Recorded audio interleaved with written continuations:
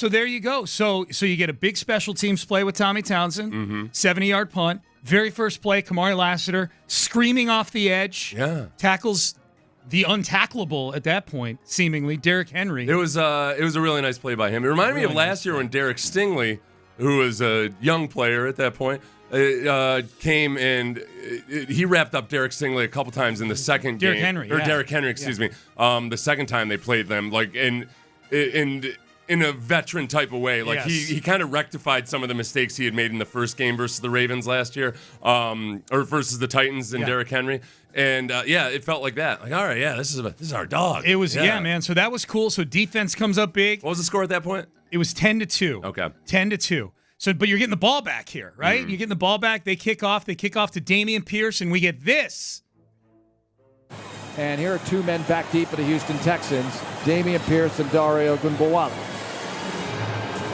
Tucker blasts it, or Stout rather, blasts it, and 2 yards deep.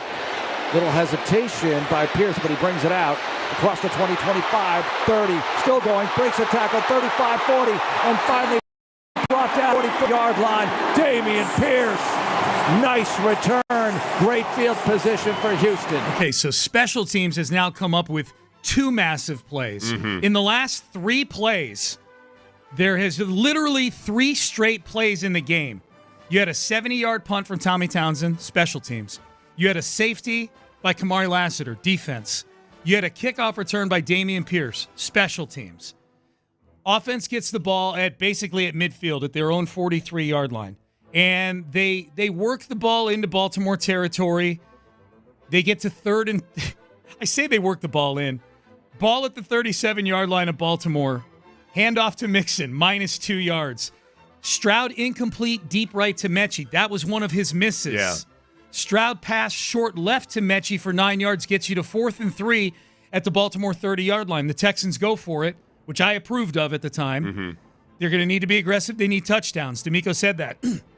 They get what I thought was a very marginal penalty, where the play's breaking down and CJ just throws it deep to Robert Woods, and they get a pass interference penalty. We'll take it. Yeah. We'll take it. Now it's 1st and goal at the Baltimore 10. Mixon runs up the middle, and man, he was one shoestring away from getting into the end zone on that play. Gets it down to the 3-yard line. 2nd and goal, they run Mixon up the middle for -1 yards. Big shocker. 3rd and goal at the 4. Pass incomplete to Mechie. He's covered well. Like just blanketed. Right. Yeah, no, it was Greg Olson watching the TV copy this morning pointed out. He kind of summed it up completely. It's, all right, you got all the guys, and they're all in man coverage, and you're just expecting one of them to get open. Like let's run some crossers. Let's run some meshes. Let's do some of these things that we've been wondering about all year long. There were no options on there. He's calling plays like Tank Dell and Stephon Diggs are still on the team. Right. Yeah, you've got guys that are not man beaters out there. Nico, that's it. Dalton Schultz ain't gonna shake some bro out of his shoes out there. No, and Mechie didn't on that play. So they go for it on 4th and goal at the 4-yard line. There you go. Play coming in from Bobby Slowick. Play clock down to 20. Texans huddle up, 4th and goal from the 4. Down 10-2 with 5:39 to go in the second quarter. Big moment here in this game. Stroud in the gun. One back. Mechie in motion to the right. 4th and goal from the 4. CJ gets the snap. CJ looking, firing to the right. Got a man, Mixon going for the pylon. He's not going to get there. Not going to get there. Tre'Davious Wright, putting up the wall. And Mixon just had too much traffic on that side. Texans turn it over on downs. Well, and it was Washington who came across, I forget his first name, I think number 29, who just came screaming across the field to stop Mixon at the 1-yard line. That was a big game over type feeling right there. Like, you ain't going to get down here very often. I liked going for it on 4th down there. I agreed with the philosophy. But it was yet again another instance of special teams or the defense giving the offense the ball in good field position, and then the offense doing nothing with it. It was a micro in a matter of just a few minutes where special teams, huge play. Like punt unit, huge play. Defense, huge play. Return unit, huge play. Like 3 straight plays, literally, were a 70-yard punt, a safety, and a 45-yard kickoff return by Dameon Pierce. And then the offense dinks and dunks its way, needs a marginal pass interference penalty to set up complete and utter failure in a goal-to-go situation. Yeah. That's the Texans season, especially the last 8 weeks, in a nutshell. That's who they've been. I couldn't tell. Was it after that play that Mixon and CJ were exchanging words on the sideline? I didn't see that. That's the first time hearing a couple people mentioned it to me, so I got to watch the TV copy in its entirety to catch up on some of the drama that all of you folks at home got to see. Yeah, well, and then when we watched unfold after that, was it almost like, it was a definite wind out of the sails moment. I agree with the sentiment Mark Vandermeer had in the play-by-play, which is this is a massive moment in this game. This isn't, we didn't convert down there and it's against some other team. Like, this is the Ravens. They're going to score 21 more points on you at least, the way your defense is playing. So you better get 8 points down here. And I don't know if D'Amico would have gone for the 2 down there to create the optics of a tie and, you're feeling good going into the locker room at the half because you're tied with the Ravens. I could have seen – he's gone for 2 earlier in games than that. Yeah. So I could have seen that. But it's irrelevant now because then all the warts in the Texans' defense started to show up. Very next series, the big chunk 60-plus yard play plague happened. Henry in the backfield. Guns in 10 Ravens from their 20-yard line. Jackson takes the snap. He's going to throw it, and he's going to be under pressure. Now Jackson escapes to the right side, unloads to Andrews across the 40, 45, stiff arm 50, the 40 of Houston. Down the right sideline, there's traffic, and he's pushed out inside the 15-yard line by Caleb Bullock. How did that happen? Jackson got free and found the tight end who took it into the red zone. The Christian Harris was put in that bind where Lamar Jackson had extended the play so long, and he's rolling over towards the right. Is he going to keep it? Tackle Is he going to? Yeah. And Christian Harris he let Mark Andrews run past him. And then I thought too. So this isn't an excuse for the play happening, but remember there was a report that Christian Harris was walking gingerly off the field during warmups. I did, yeah. Watching Christian Harris try to chase down Mark Andrews there, he looked like he had a little hitch in his giddy. He got stiff-armed, but he did. You're right. And with these uniforms, you can't tell who it is right away because the numbers are so dark against the blue, especially from where we're sitting.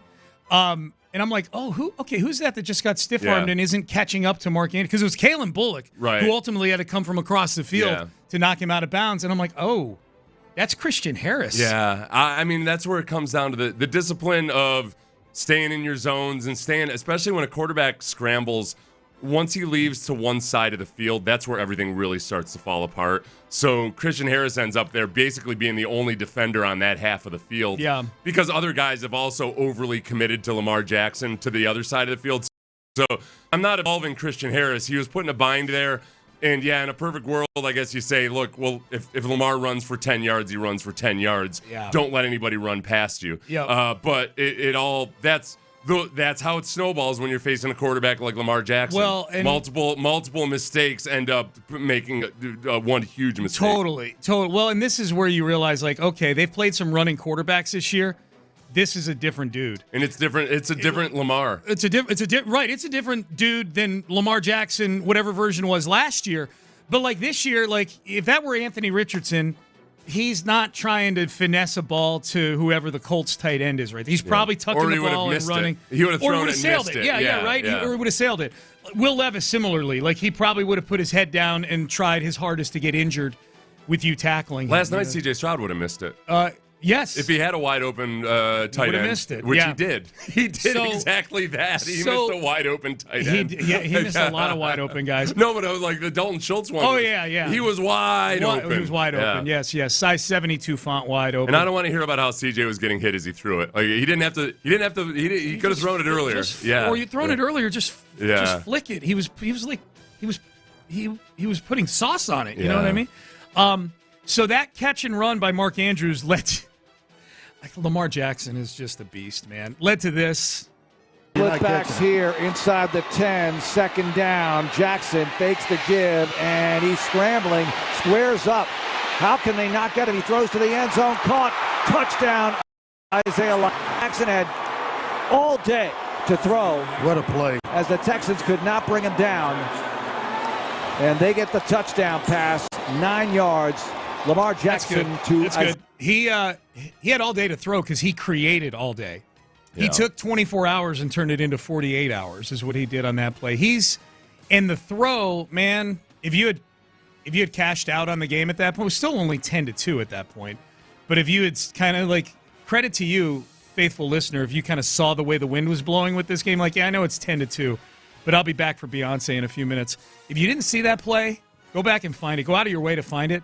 Lamar Jackson is not only the amount of time that would have been a play where I would have been like, wow, even if he threw incomplete over Likely's head, like, man, the amount of time he created with his legs. Well, he threw a missile falling backwards. And it wasn't even he was like backpedaling. Yeah. Like it wasn't like he had a throwaway ehrlier that was impressive because he was backpedaling as he threw it. Right. And he threw it away, but it wasn't like it was not in harm's way or anything. That one, that's the classic, all right, quarterback extends it, tight end finds an open spot in the end zone. If it was just that play, it wouldn't have bothered me that much. It was the Mark Andrews touchdown in the second half where it's just flat out like, all right, what are you doing, guys? All right, it's a classic. The little 1-yard flick pass. I think it was a spider Y banana, basically. It was getting some spider Y banana love on Twitter. Yeah. So, It's a John Gruden call for those who don't know. For the kids. Yeah, for the kids out there. We'll have a little John Gruden audio in a little bit. Kid John Gruden used to be a head coach in the NFL. Now he clowns other teams on social media. We'll get to that. Like many boomers, he didn't quite understand how to use email properly. Right. He was done in by his emails. He's making a good living at Barstool now, probably. So the Texans go into the half at 17-2. So the most optimistic of us are like, all right, they get the ball to start the second half. Mm-hmm. And they're at home. Seth, you know where they've played well this year? At home. So maybe they figure some things out. It's a long halftime. Yeah. Maybe they had a lot of time to figure some things out. Right, adjustments. You're the team trailing 17-2. This is more time to make adjustments. Had all kinds of extra time. Oh, yeah. Beautiful. And shout out to Beyonce. Lovely performance. Still trying to figure out what all the groups of people were doing out there. But it was I think it's, I think I'm supposed to be confused by that. So they come out of the locker room in the second half and they get the ball. It's 3rd and 2. First series of downs. I'm like, all right, short yard, 3rd and 2, just where the Texans thrive all the time. Sarcasm. This happened. 3rd down and less than 3 yards across the Houston 37-yard line. Nico in motion to the right, Stroud in the gun. Here's the snap. CJ looking, stepping out to the right, and he's going to throw it downfield, and it's intercepted inside the 40-yard line. It's taken by Kyle Hamilton, the safety, getting in front of the target. And all right, good enough. We know what happened. And then it was Kyle Hamilton is just the further salt in the wound. Right, yeah. Could have been a Texan. But Kenyon Green was probably offering emotional support. Maybe. People discount that, but he was there. Kenyon apparently got in with dubs at the end of the game. I wouldn't know. I didn't watch any of those plays. But C.J. Stroud interception. Hey, by the way, that drive that ended with the Likely touchdown that we just played started at the 1-yard line. That was a 99-yard drive. Yeah. But this drive, subsequent drive, Stroud interception, this only took 2 plays. Big chunk play by Derrick Henry, then this. 3 men in the backfield now. Henry, one of them, with Lamar Jackson in the middle of that diamond set, and Jackson with the keeper right side across the 45, 40, 30, right sideline, 20, 15, 10, 5, touchdown Lamar Jackson. He was toying with Bullock on the back end because he knew Bullock couldn't run him down. He goes. Yeah, he did. You could see him looking back at Bullock. Who knows what he was saying to him. I promise you, people, those are the only highlights. That's it. We're done with it. But I think this illustrates this game was almost like putting a painting up on the wall of like, okay, here's everything that's wrong with this team. Here's everything that's been right with this team, but everything that's been wrong with this team. You had it all within a matter of probably like 10 minutes of clock time in the game, starting with the Townsend punt, Lassiter safety, Pierce kickoff return sequence. D'Amico preaches complimentary football. This is the ultimate setup for complimentary football in a big game.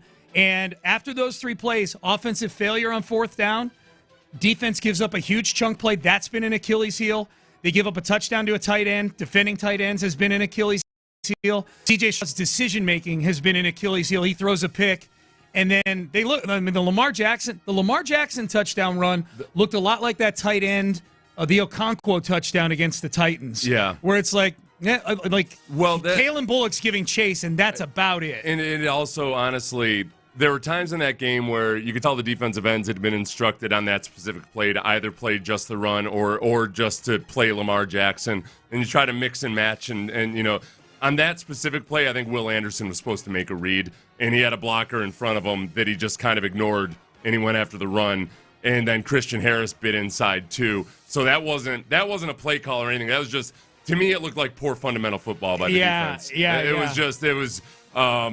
Which is what happens to defenses if you break down in discipline at all versus Lamar Jackson and Derrick Henry, they're gonna burn you for it. Well, and it goes to show you the long game too. That was the first option play that Lamar Jackson kept on the whole game. Yeah, so they he's set it up, handing it to Henry every time. He's just handing it to Henry the whole time. They're up 17-2. They're probably just gonna play it close to the vest and hand it to. Nope, keeps it and untouched. Yeah, 48 yards untouched. Nobody got near him. And it is like this is where they turn defenses into mush mentally because they put you in so many binds and you have to make so many decisions. And if you make the wrong decision, they're going to gash you for it. Yep. And that was just it was just poor fundamental.